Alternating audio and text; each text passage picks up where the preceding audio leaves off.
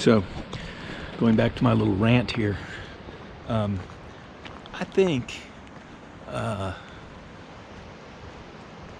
reason my buddy said why, or asked why do I post so many, I know that this is probably annoying when the camera's moving like this, post so many negative things, and I didn't get a chance for him to point out which ones were negative. I will have to ask. So I think he means that I post a lot of stuff about the bad consequences of bad decisions. And historically, everything that pushes you towards more government control, more socialism, has been historically not a good thing. And that's in the U.S. Constitution. That was one of the main things, one of the main reasons that the founders wanted it a republic, because they didn't want to see a strong federal government. They didn't want, they knew the problems with that. And that's what all of these projects like the Green New Deal, that's what they do, is they increase the size of government.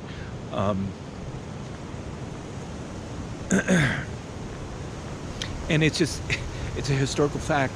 Socialism has basically screwed a lot of people, killed maybe 100 million as a direct result of that political ideology. And there's plenty of historical proof for that.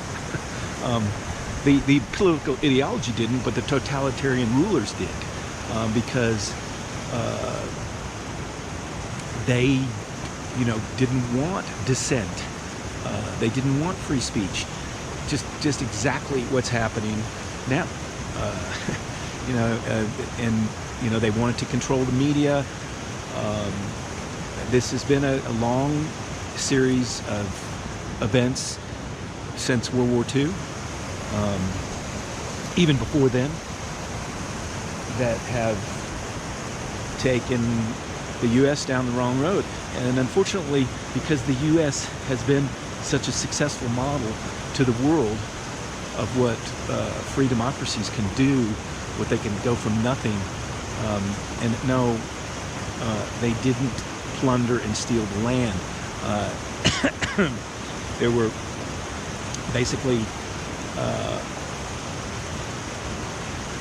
they came in and started farming the land, and when there's some bad Indians around that think that killing people is the way to gain control, which is basically what most Indians did before white men showed up. They were in constant state of war.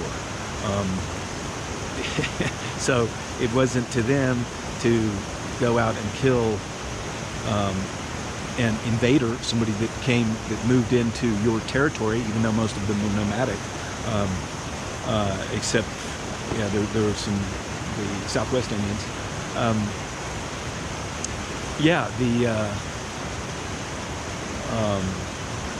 The U.S. is such a model for the world that they just follow what the U.S. does. So if the U.S. is doing it, other countries will do it, and then the whole world follows it. Well, not the whole world, the whole Western world, I should say. Even the East. Look at how westernized they've become. So, yeah, it all goes back to this psychopath test, and one of the telltale features of someone that is very high on the scale is their lack of empathy. Now, you can tell that in their actions, but probably the most telling way to determine somebody's level of empathy is take them to a sad movie and see what happens. I'm not good at sad movies. I'm pretty low on that scale of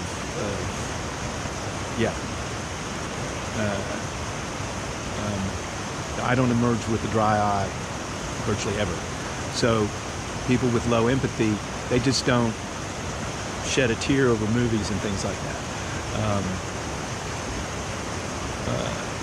Anyway, so they gravitate to positions of power, and particularly if they're intelligent, they can go up quickly, and then they want to stay there. And that's why we've got career politicians like Pelosi that can stand in front of the camera and say that walls don't work and it's racist after being on film many other times before when Trump wasn't president, saying that yes, we need border security, we need a wall, we need, and they don't even blink an eye. It doesn't even matter to them that they're absolutely so blatantly hypocritical. They don't care because actually most people don't even notice it. They don't care either because they're so tied up in their own, personal world of dealing with the world. So they get away with it. But once they're in power, once it becomes a one-party state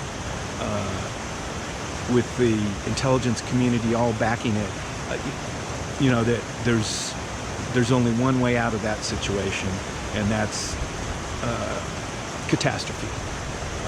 And so that's basically why I think that's what my buddy's talking about, the negative things that I post, because negativity,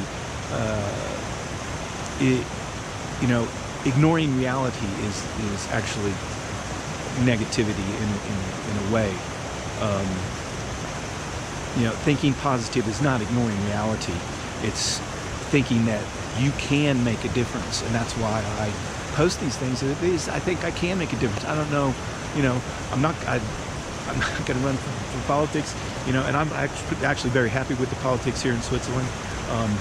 As I told my buddy, I bet there's over 60% of people, Swiss citizens, that don't know the name of the president here, if you can imagine that. And it's because of the political system, because it is a republic. It is a very well-run republic. So I post because I think it can make a difference, because I know how much the media lie and how much kids are being indoctrinated in leftist schools and by leftist teachers, and it's the wrong road. So I just believe in pushing back.